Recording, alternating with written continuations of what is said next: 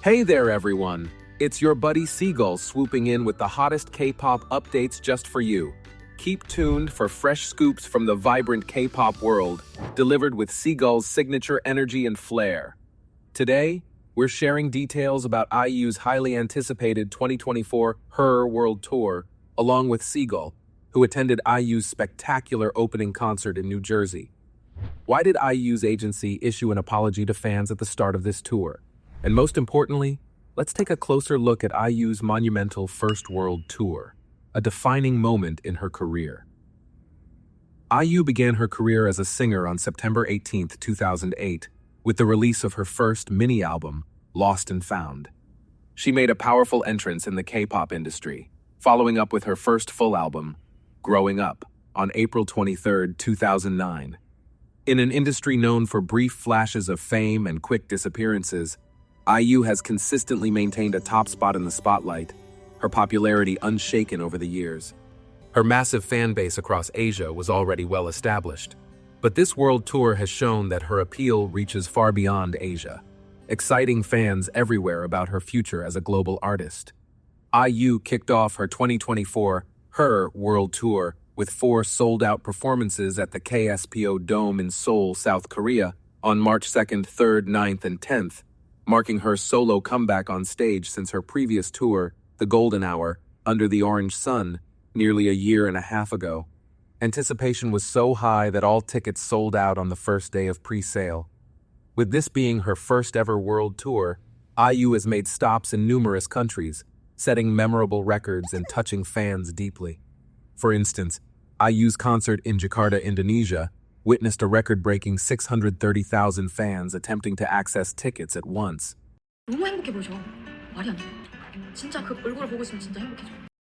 Jakarta audiences, with their thunderous sing-alongs to every song, earned IU's admiration, prompting her to say, "Only Jakarta's fans can top this level of enthusiasm." The crowd's passionate energy was as unstoppable as a dragon, a unique moment for both IU and her fans. Next, on May 25th and 26th, IU performed in Hong Kong.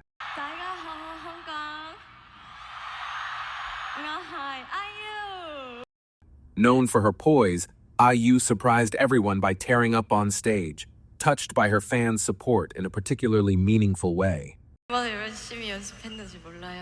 Hong Kong audiences have a special place in IU's heart, and the feeling was mutual.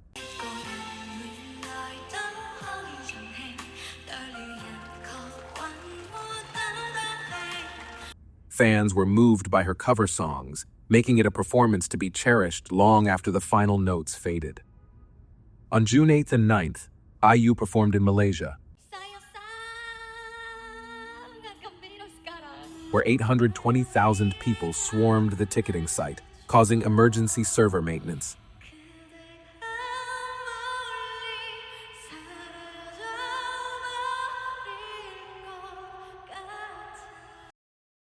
IU attracted massive audiences in Taiwan, Singapore, and the Philippines as well. One of the standout moments was IU's cover of a beloved local song.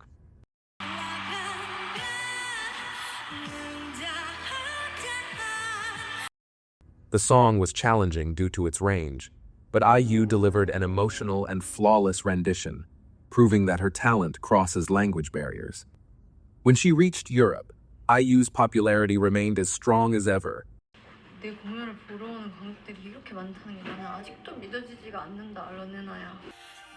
With her music and performances capturing the hearts of international fans.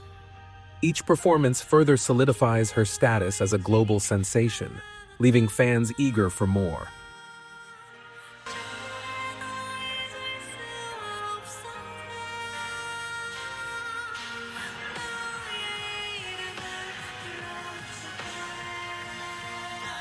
In June, IU performed to a packed house at the iconic OVO Arena Wembley in London on the 21st and the famous Mercedes-Benz Arena in Berlin on the 23rd.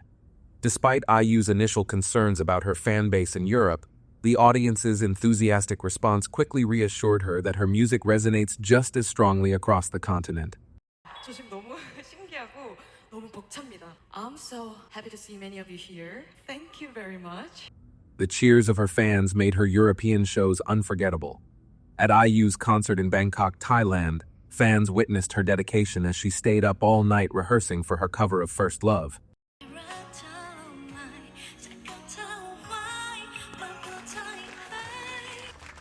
This added a heartfelt touch to the Bangkok concert, making it a truly memorable event. 5 years prior, IU had visited Bangkok for Christmas, creating cherished memories with fans, and this time around, the reunion was just as special. IU thanked her fans for welcoming her after such a long time and sent them a warm message, asking them to think of today's concert and gain strength during difficult times in their lives. The Japanese audience, known for their quiet, focused attention during concerts, showed unprecedented enthusiasm, cheering loudly and supporting IU with excitement. IU was so touched by the Japanese audience's consistent love that she almost shed tears at the sight of a familiar face. A Japanese fan who has traveled great distances over the years to capture IU's concerts on camera. The Japanese version of Good Day elevated the atmosphere, creating an unforgettable connection between IU and her fans. IU's U.S. tour began at the Prudential Center in Newark, New Jersey on July 15, 2024, a concert I was lucky enough to attend.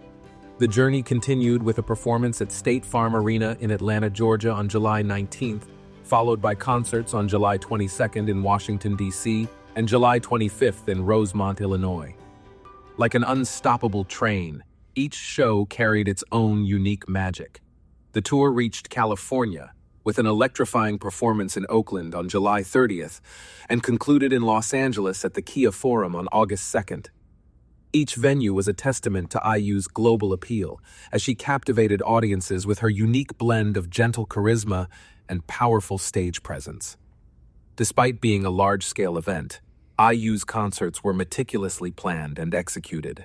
However, the Seoul concerts did face ticket scalping issues, which is an ongoing concern for many agencies. Scalping, where individuals purchase large quantities of tickets to limit supply and drive up prices, often leads to a situation where fans either pay a steep premium or miss out on tickets altogether. This practice not only inflates ticket prices, but can also impact the quality of the concert experience. To counter this, IU's agency, EDAM Entertainment, proactively implemented strict measures to curb scalping.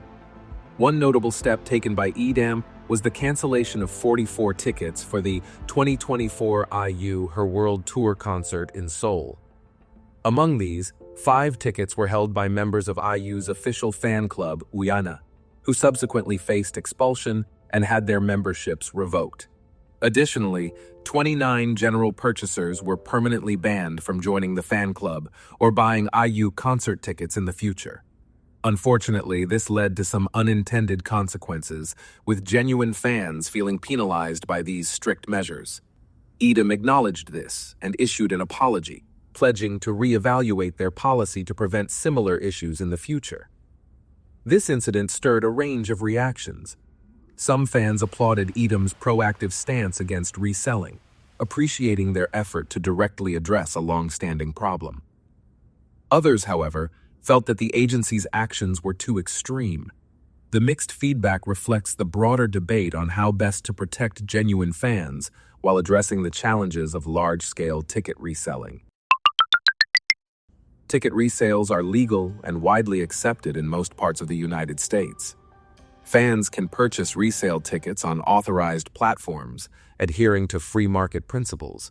Because each state has different laws and regulations regarding online sales and scalping, resales are generally allowed. So, if tickets at face value sell out, fans can still buy them, though often at a higher price, through legitimate resale sites like StubHub. That's what I did.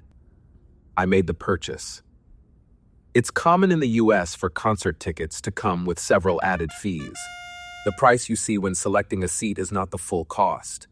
The final price is often much higher than what you initially see. It's kind of a trick to make it look cheaper than other competing sites. Just before you hit pay, the real numbers appear on your screen. Seeing the fees added at the last step, you can't help but hesitate a bit. IU's reputation as a top-tier performer makes ticketing incredibly competitive. I wonder if I could buy a regular price ticket. When IU's New Jersey concert went on sale in March 2024, I was on Ticketmaster, a US-based ticketing site, obsessively checking the time every minute. My workday became laser-focused on one thing: securing IU tickets.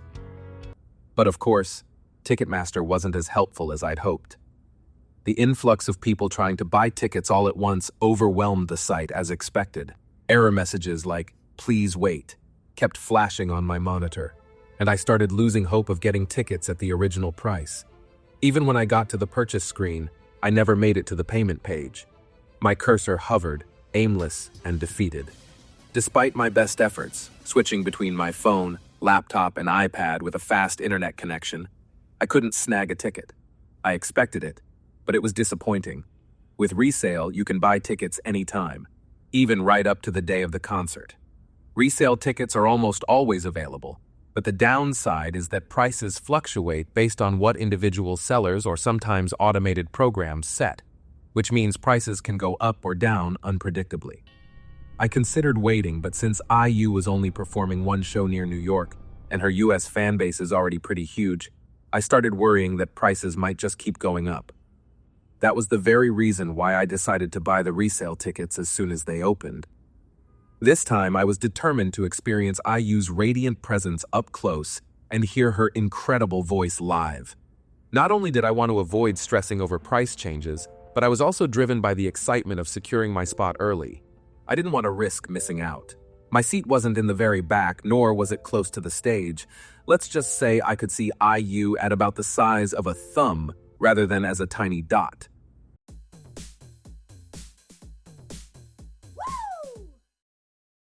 Since concerts are usually held at large stadiums, public transit is generally well connected, so it's convenient for fans, even if it involves a bit of walking. I started my journey at Penn Station near New York's 32nd Street in Koreatown. There was no need to worry about how to get to the concert venue after getting off the train. I just followed the crowd of fans heading to IU's concert. With Google Maps, it was no problem, even for a first-timer. According to my search, it was about a 9-minute walk. Just as I was beginning to feel the monotony of the walk, I spotted a solo fan, a white guy sporting an IU t-shirt, walking casually toward the venue, and it made me smile. Sure, there were a lot of Asian fans, but seeing fans of other ethnicities decked out in IU merch and holding light sticks made me feel proud as an IU fan. Maybe it's just me, but it was heartwarming. Laughing along the way, I followed the trail of IU t-shirt wearing fans and soon arrived at the concert hall. My ticket indicated a 7:30 p.m. start time, and I got there around 7:20. The actual show started a little later, though. While heading in, I noticed several security checkpoints at the venue's main entrance, and despite the concert nearing, there were still long lines. To speed things up, the staff opened up additional checkpoints on the left side, directing me and others to use them instead. Of course, they didn't allow bottled water inside, so I had to toss mine just before the checkpoint. After passing security, my friend and I took an escalator up. Along the way, we noticed fans receiving small containers marked as UENA merchandise. Not wanting to miss out, I asked a staff member if we could get one too, even though we entered from the side entrance instead of the main one. It was a little embarrassing to ask, but I figured, when's the next time I'd get a chance? Unfortunately, the staffer declined, explaining that since we hadn't used the main entrance, we couldn't receive one. I was disappointed. This was so unexpected. The side entrance was their recommendation, and now we couldn't get the concert goods? If I'd known, I would have waited longer at the main entrance. Luckily, another staff member noticed and was more accommodating. I showed my ticket, and they handed us the merchandise, sparing me from a near miss I'd have regretted. Inside the venue, there were various stands selling drinks, water, alcohol, and concert merchandise. Since outside drinks weren't allowed, fans who needed refreshments had no choice but to buy them inside. However, the price of drinks was 2 to 3 times more expensive than outside the concert hall. For example, IU's Light Stick, which you could get for around $45 outside, was selling for $65 inside. So if possible, it would be a good idea to bring things other than drinks that are not allowed for security reasons from outside the venue. While I usually avoid buying anything inside the venue, That day was exceptionally hot, around 100 degrees Fahrenheit, 37.8 degrees Celsius, so I ended up getting a cold Pepsi. It cost $8 for a small bottle, and they didn't even have Coca-Cola. I barely drank a few sips and just throwing the rest away. For fans hesitant to spend on pricey venue drinks or who don't want to miss a minute of the concert, it might be better to wait until afterward and avoid paying double. With the other fans streaming in, I headed to my seat, asking an usher for directions. My seat was on a slight incline, thankfully not the dizzyingly steep top row.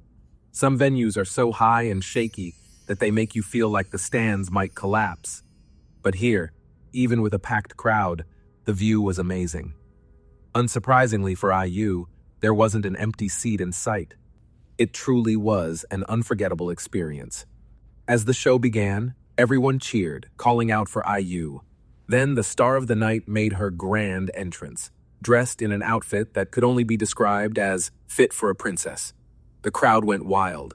It was my first time hearing IU live, which made it even more special. Her choreography was adorable, and she was joined by a team of dancers, adding to the excitement.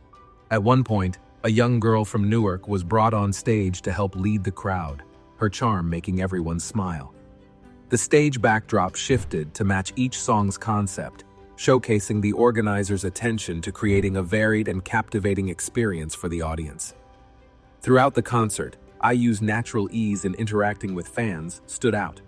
Fans would shout, "IU, you're beautiful," or "You're amazing," and it was clear she's an artist deeply cherished by her audience. Prudential Center is massive, so IU likely couldn't hear the individual shouts, but I found myself hoping she could sense just how precious she is to her fans. I especially remember IU mentioning that this was her first concert in the US, right here in Newark. Though she had other US stops scheduled, this concert held a special significance for both her and the audience. IU even complimented the Newark crowd, noting how they stood up at the right moments to enjoy the show and knew when to sit down to rest. She appreciated that fans were fully engaged from the beginning, enjoying the concert with such natural energy. As someone in the audience, I felt proud hearing her praise the crowd. As a fan hearing her live for the first time, I can say she exceeded my expectations. I was initially concerned because during her casual chats, her voice sounded slightly tired, and I worried it might affect her live singing.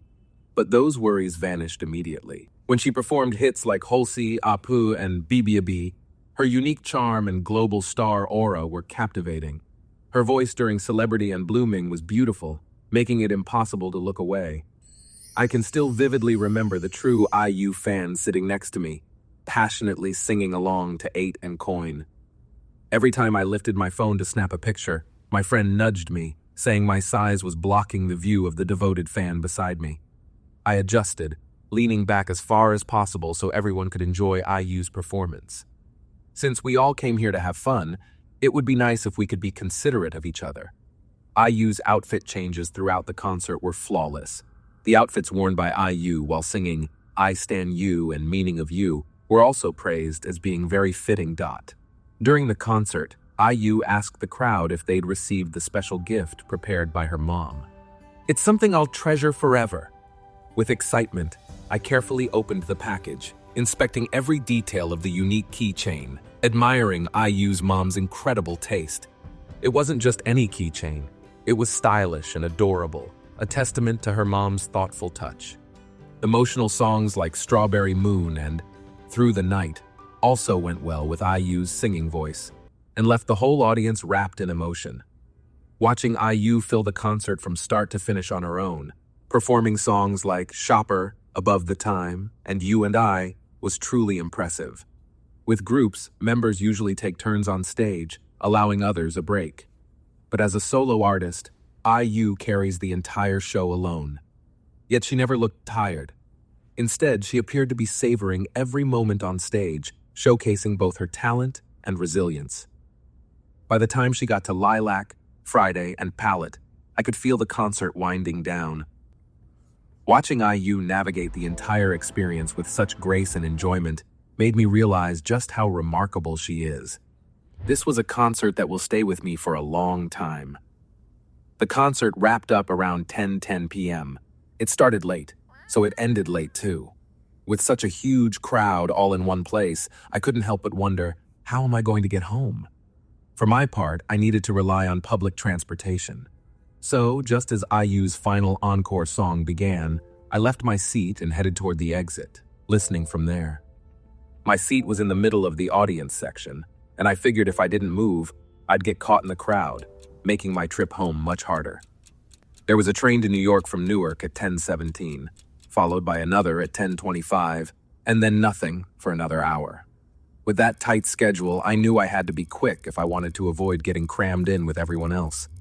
Sadly, I couldn't stay to hear the final song in full, but I caught most of it as I made my way out. I had to jog a bit to reach the station, but I managed to make the train just in time. If I'd waited until the very end, I'd have likely been sandwiched between thousands of other fans and might have had to wait a lot longer. In the end, I felt lucky. I'd had a long day at work before the concert, so my energy was already drained. Getting on a train without delay and heading straight home was exactly what I needed. Once I got to Penn Station and looked back on the day, I felt truly grateful. It was a holy experience to see IU live, even from afar, and I wrapped up the day feeling thankful for the chance to witness her performance. On September 21st and 22nd, the 2024 IU World Tour Concert Encore in Seoul, Korea, The Winning, concluded with great success, as IU sold out approximately 100,000 seats for her encore performances, stunning everyone once again. And what was unique was that before IU's concert, she distributed waste disposal bags to households in the large apartment complexes around the venue. Some residents mentioned that although they'd seen many concerts held in the area, IU was the first artist to offer such a gesture, asking for their understanding with a thoughtful gift. The Winning served as the final chapter in the journey toward victory, capping IU's 5-month world tour spanning 18 cities. This concert also marked her as the first female musician to perform at both Jamsil Olympic Stadium and Seoul World Cup Stadium, Korea's largest venues. Beyond her musical achievements, IU has donated over 5 billion won to help those in need, earning her the nickname the Queen of Giving. That's approximately $3.8 million in US dollars. To wrap up, let me reflect on IU's concert from an audience perspective. It felt like being inside a fairy tale musical, with breathtaking visuals and IU herself, a beautiful mix of strength and grace. Her high-quality live vocals were unforgettable, a feast for both the eyes and ears. Like IU told her fans, I too will remember this concert whenever I need a boost in hard times. 불안한 하루하루를 보내고 계신지 혹시라도 계신다면 좋은 날 갑자기 와요. Through this world tour, IU has undoubtedly showcased her charisma as a global star.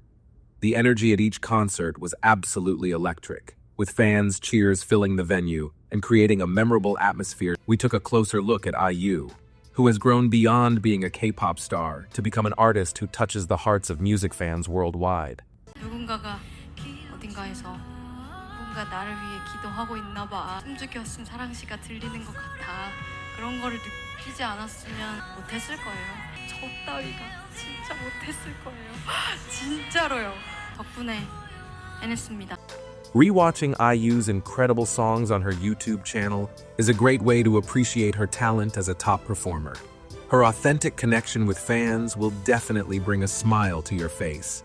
That's it for today. Your subscriptions, likes, and kind comments mean the world to me and keep me going. I'll catch you in the next video with even more thrilling content. Just like a seagull gliding effortlessly over the waves, I'm excited to continue exploring the dynamic world of K-pop together with you. Thank you so much.